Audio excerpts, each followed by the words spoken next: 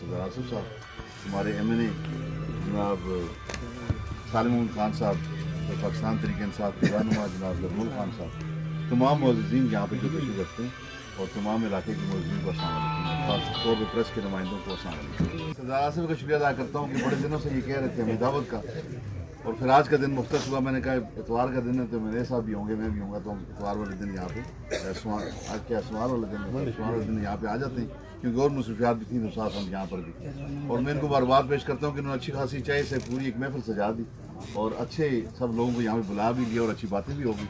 बल्कि मैं बात देता हूँ बिशारत गुजर जैसे नौजवानों को, आसिफ सरदार जैसे जो नौजवानों को, हमारा एक बड़ा अच्छा वर्कर है, आप सब जानते होंगे, महबूब लाड़ी वाला महबूब, सरदार महबूब, मास्टर महबूब, सरदार सलीम यहाँ पर बैठे हुए। तो इस तरह के नौजवानों ने इस बर्फ को तोड़ा और ये बरादरीज़म की बातों को ख़त्म किया। तो बार बार जलसों में बरादरीज़म की बात करना मुझे मुनासिब भी नहीं लगता, क्योंकि अगर हम मौलाना साहब यहाँ पे मौलाना सईद साहब बैठे हुए हैं, कुरान पाक में आयत है और उसका ये तर्जुमा है कि हमने कौमों को कबीलों में तकसीम किया पहचान की खातिर। कोई मर्द किसी मर्द से बरतर नहीं और कोई औरत किसी औरत से बरतर नहीं। अगर कोई बरतर है तो तकवा और ईमान वाला। तो अल्लाह ताला ने जो हमें पैमाना दिया वो तकवा और ईमान का दिया है। उन्होंने ये नहीं कहा कि गुजर बरतर है या सैयद बरतर है या स्वाति बरतर है, ये तो सिर्फ पहचान की खातिर कौमों को नाम दे दिए गए। और मैं ये कहता हूँ कि आज जैसे आप देखें इमरान खान साहब, वो तो किसी कबीले का नारा नहीं लगाते, वो आए हैं 22 साल स्ट्रगल किए और पाकिस्तान के अंदर। कल मैं उनका इंटरव्यू सुन रहा था तो बड़े मज़े की उन्होंने बात की कि मुझे लोग कहते हैं सिलेक्टेड। तो इस बात की मुझे समझ नहीं आती कि जो आए हैं नवाज शरीफ साहब, वो जनरल जिलानी के कंधों पे पैर रखकर आए और उस वक्त उनकी सिलेक्शन हुई और वो आ गए। उसके बाद जरदारी साहब आए तो वो बेनज़ीर साहिबा की वसीयत के ऊपर सवार होकर आ गए। और उनके बाद जब अगर बिलावल साहब हैं तो वो बेनज़ीर की वजह से आए हैं, मरीम साहब हैं तो नवाज शरीफ की वजह से आए। तो मैं तो वो आदमी हूँ जिस तरह जुल्फ़िकार भुट्टो ने 8 साल उसने भी सियासत की, उसके बाद स्ट्रगल करके एक पार्टी बनाई और पार्टी की बुनियाद पर भुट्टो साहब आए। तो मैं भी 22 साल मेहनत करके एक पार्टी की बुनियाद पर आज प्राइम मिनिस्टर बनाऊँ। तो मैं सिलेक्टेड हूँ या वो सिलेक्टेड? तो बड़े मज़े की बात मैंने उनका कल इंटरव्यू सुना और बहुत अच्छी लगी मुझे उनकी बात, जिससे हमें अंदाज़ा होता है कि सिलेक्टेड कौन है और मेहनत करके आने वाले कौन लोग हैं। और जो लोग मेहनत करके सियासत के अंदर आते हैं, देखिए बरादरीज़म वाले लोग मेहनत करके नहीं आते। वो हम कहते होते थे कि सरदार यूसुफ साहब की टोपी फिरती है और वोट आ जाता है। जिसने कभी ज़िंदगी में देखा भी नहीं है सरदार यूसुफ को, कह सरदार बरादरी का वोट दे दो। वो मैं एक जगह पर गया सरदार यूसुफ साहब के गाँव में, तो एक बाबा थे वहाँ पे, मैंने उनसे पूछा, उस वक्त मैं और सरदार यूसुफ साहब इकट्ठे होते थे, तो उनसे मैंने पूछा कि यार ये जलगली का गांव है और इसमें किसी किस्म की कोई डेवलपमेंट नहीं है, अस्पताल नज़र मुझे नहीं आ रहा, स्कूल नज़र मुझे नहीं आ रहा, रोड कहीं पे नज़र मुझे नहीं आ रहा, तो आप सरदार साहब को वोट क्यों देते हैं? तो बाबा जी मुझे कहते हैं जी हमारे पास गाड़ियाँ ही नहीं है तो हमें रोड की ज़रूरत ही नहीं। हमारे अगर ख्वातीन बीमार होती हैं तो दवाइयाँ हमारे घर पर आ जाती हैं, बच्चे हमारे सारा दिन भैंसों के साथ होते हैं, तो हमें स्कूल की क्या ज़रूरत है? बस हमारा सरदार, हम उसको वोट दे रहे।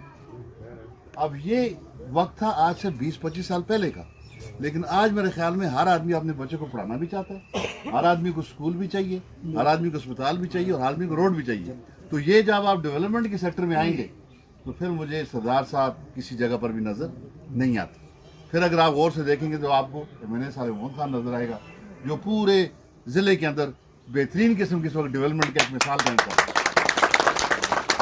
आप मिसाल के तौर पर मैं ये बात करता हूँ कि हमें नज़रियात के ऊपर जाना चाहिए कि बरादरीज़म के ऊपर जब तक हम जाते रहेंगे हम गर्क होते रहेंगे। नज़रियात के ऊपर हम जाएंगे, और मैं पाकिस्तान पूरे की भी बात करता हूँ कि ग्रुपों के ऊपर या पार्टी जनबों के ऊपर और लसानियत के ऊपर कौमियत के ऊपर जाएंगे तो पाकिस्तान तरक्की नहीं कर सकता। आइंदा अगर हमने वोट देना है तो ये जो हमारे बड़े लीडर बैठे हुए हैं, जरदारी साहब हैं, नवाज शरीफ साहब हैं, मौलाना फजल रहमान साहब हैं, इमरान खान साहब हैं, इनको देखना पड़ेगा कि किसका नज़रिया दुरुस्त है, तो उसके नुमाइंदे को वोट दो जिसका नज़रिया दुरुस्त है। सारी दुनिया में यही हो रहा है। आप अमेरिका में देखें, यूरोप में देखें, तो पार्टी सिस्टम के ऊपर जब वोट आप देते हैं, उस पार्टी का जो मैनिफेस्टो होता है उसको फिर आप अपने इलाकों के अंदर लागू करते हैं, तो तब फिर डेवलपमेंट होती है। आपकी सिर्फ बरादरीज़म के ऊपर डेवलपमेंट नहीं होती। मेरे भाई ने 3-4 दफ़ा बात कर दी, जो मुजाहरा एक्ट की बात कर रहे हैं और इस साल से बात करें, सबसे ज़्यादा हमारे इलाके में हमारे मुजाहिरीन भी हैं। आपको पता है मैं जिस ख़ानदान से तल्लुक़ रखता हूँ 27 लाख कनाल का मालिक है, तो वो हमारे मुजाहिरीन भी हैं, हम भी हैं। अब हम अपने लेवल के ऊपर हमारे जो मुजाहिरीन हैं, हमारे जो लोग हैं, हम आपस में बड़े खुश हैं क्योंकि हम मिल बांट के खाने वाले लोग हैं। इस वक्त भी आपको पता है कागान के अंदर हमारी कोई ज़मीन होती है, अगर उसको हम इस्तेमाल करना चाहें तो 50% ज़मीन हम मुजाहिरीन को दे देते हैं और 50% ज़मीन हम ले लेते हैं। सारे मानसरे वालों को पता है। बल्कि लोग हमें कहते हैं, बाकी मालिक हमें कहते हैं कि ये क्या करते हैं, हम तो अपनी इंच किसी को नहीं देते। हम कहते हैं कि नहीं, ये सैकड़ों सालों से गाजी बाबा के ज़माने से ये लोग हमारे साथ चल रहे हैं और ये हमारे सिपाही हैं। इनको अगर हम इज्जत नहीं देंगे तो हम सलार किस बात का, जिसके पास सिपाही नहीं होगा तो वो सलार किस बात का होगा। तो ये सारे लोग हमारे और हम मिल बांट के खाने वाले लोग हैं। इसीलिए कभी भी हमारे इलाके में इस तरह का जो नाम नहाद लीडरशिप इस तरह की बातें करती रहती है, करते रहे हैं, लेकिन इलेक्शन में लोगों ने साबित किया कि वो गलत हैं। अब पिछले दिनों जो बल्दियात के इलेक्शन हो रहे थे, मेरे बड़े भाई जनाब अख्तर हुसैन शाह साहब इलेक्शन लड़ रहे थे यूनियन काउंसिल का, तो वो जो मुजाहिरीन वाली बात थी ज़्यादा तो यूनियन काउंसिल में थी ना। और सबसे बड़ा जो हमारा इलाका है बटाकुंडी, जिसमें मुजाहिरीन है और जिनमें कास्ट करते हैं सारा करते हैं, तो जब वहाँ से रिजल्ट हुआ तो मेरे भाई के हुए 700 वोट और जो नाम नाद लीडर साहिबान मुकाबले में खड़े थे उनके हुए सिर्फ 70 वोट। तो वो लोग हमारे साथ इसलिए चलते हैं कि हम किसी किस्म का तफरीक नहीं करते। और ये जो मुजाहरा एक्ट पास हुआ, इस वक्त भी जब मुजाहरा एक्ट पास हुआ, जब उससे पहले मैं MPA था और ये उस वक्त चल रहा था, 2-3 दफ़ा हुआ, लेकिन मैंने चीफ मिनिस्टर के साथ जाकर बैठकर मुजाहरा एक्ट को असम्बली में नहीं लाने दिया। जब मैं MPA नहीं था, मियां ज़ुरमान साहब MPA थे, तो मुजाहरा एक्ट असम्बली के अंदर पास हुआ। और जो रही सही कसर थी, जिनको पहले गैर दखलकार ही माना जाता था या 2-2 साल के कागज़ माना जाता था, तो मुजाहिरीन की उस हक को भी ख़त्म कर दिया गया। अब मुजाहिरीन का कोई हक किसी ज़मीन के ऊपर नहीं रहा। मुजाहरा एक्ट पास होने के बाद, मुजाहरा एक्ट पास किसने किया, कौन MPA था उस वक्त, जनाब मियां ज़ुरमान साहब, हमारे लिए काबिल इत्तराम है। लेकिन उठकर असम्बली में एक आवाज़ भी उसके खिलाफ नहीं लगाई, क्योंकि इस तरह के जो होते हैं ना कानून या एक्ट, जिसमें पूरे सूबे के ऊपर इफेक्ट हो रहा होता है, अपोजिशन का अगर एक आदमी भी खड़ा होकर उसके खिलाफ तकरीर कर दे तो पूरे सूबे के अंदर आग लग जाती है और सारे लोग बाहर निकल आते हैं और इस तरह के एक्ट फिर पास नहीं हुआ करते। लेकिन एक दफ़ा जब एक्ट पास हो जाए, वो कानून बन जाए, तो उसको वापस लेकर जाना बड़ा मुश्किल काम होता है फिर। क्योंकि अब जब आज मैं कोशिश करूंगा और करूंगा इंशाल्लाह ताला, आपके लिए कोशिश करूंगा मैं इंशाल्लाह ताला, जब मैं कोशिश करूंगा तो आप देखेंगे कि काफ़ी सारे जो ज़मीनों के मालिक हैं वो हाई कोर्ट में स्टे लेंगे, वो सेशन कोर्ट में स्टे लेंगे, सुप्रीम कोर्ट तक जाएंगे। तो इस दीवानी मुकदमे के अंदर हो सकता है हमारे अगले 20 साल 25 साल लग जाएंगे। लेकिन ये 20-25 साल का सिलसिला किसने शुरू किया, मियां ज़ुरमान अगर एक आवाज़ उठाते तो ये एक्ट पास ही ना होता। तो इस तरह मेरा कहने का मकसद ये है कि जब जब आप नजरिए के ऊपर कौमियत के ऊपर जाते हैं तो आपको नुकसान होता है।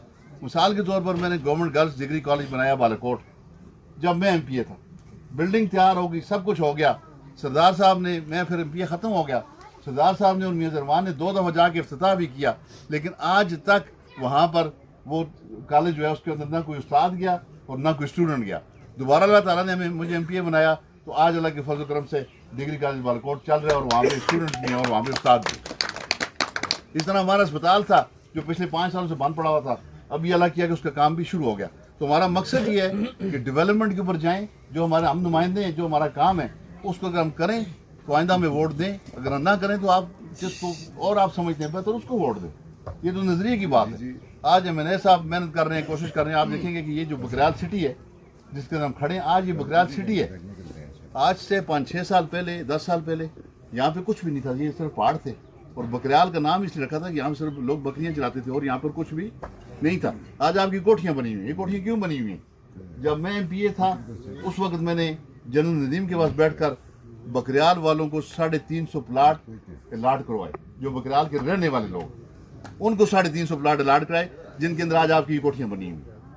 अगर वो प्लाट उसके अलाट ना होते तो आज भी ऐसे पहाड़ी की पहाड़ी रहती और उसमें कोई भी मकान बना ना होता, यहाँ पे कोई भी रोड ना होता। तो वो उस वक्त मैंने प्लाट अलाट करवाए और आज यहाँ पे घर बनने शुरू हो गए। इंशाल्लाह ताला मैं आपको खुशखबरी सुनाता हूँ, सलेमान खान साहब वफाक के इस हिसाब से भी मेहनत कर रहे हैं। दिसंबर के आखिर तक इंशाल्लाह इस पूरे शहर के अंदर काम शुरू हो जाएगा दोबारा से।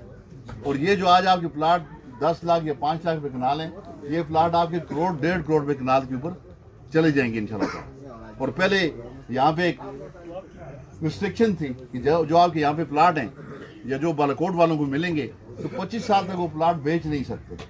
लेकिन अब वो रिस्ट्रिक्शन भी ख़त्म कर दी गई है कि प्लाट मिलेंगे, प्लाट मिलने के बाद आप घर बनाएं या बेचें, आपकी मर्जी है।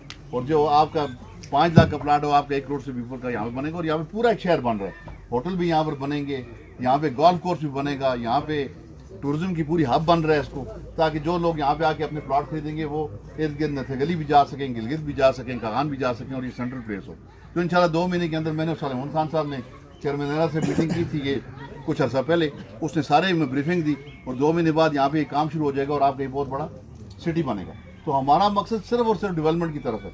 अभी मुझे कल यूनिवर्सिटी वालों ने बताया कि साले मोहम्मद खान साहब कोशिश कर रहे हैं कि जो बालाकोट का आपका डिग्री गर्ल्स कॉलेज है, जो पहले शाजी खान ने बनाया था और फिर उसके बाद मैं और बाबर सलीम भी वहाँ पर गए, जो उसके काम कम थे, मैं बाबर सलीम साहब के साथ में गया, उसके काम अभी मुकम्मल हो गए हुए हैं। तो वही ये डिग्री कॉलेज है, गर्ल्स डिग्री कॉलेज, इसको साले मोहम्मद खान और बाबर सलीम खान दोनों मिलकर मेहनत कर रहे हैं कि ये वुमन यूनिवर्सिटी बन जाए यहाँ पे आपके पास जामिया के अंदर। इस तरह की चीज़ें जब ऊपर आएंगी तो आपकी अगली आने वाली नस्ल की तालीम भी बढ़ेगी, हमारी डेवलपमेंट भी बढ़ेगी और हम सब उस वक्त खुशी से कह भी सकेंगे जैसे जरगुल खान ने यहाँ पे दावा किया कि मैंने इतने ज़िले बना दिए, मैंने इतनी तहसीलें बना दी, तारीख में लिखा जाएगा।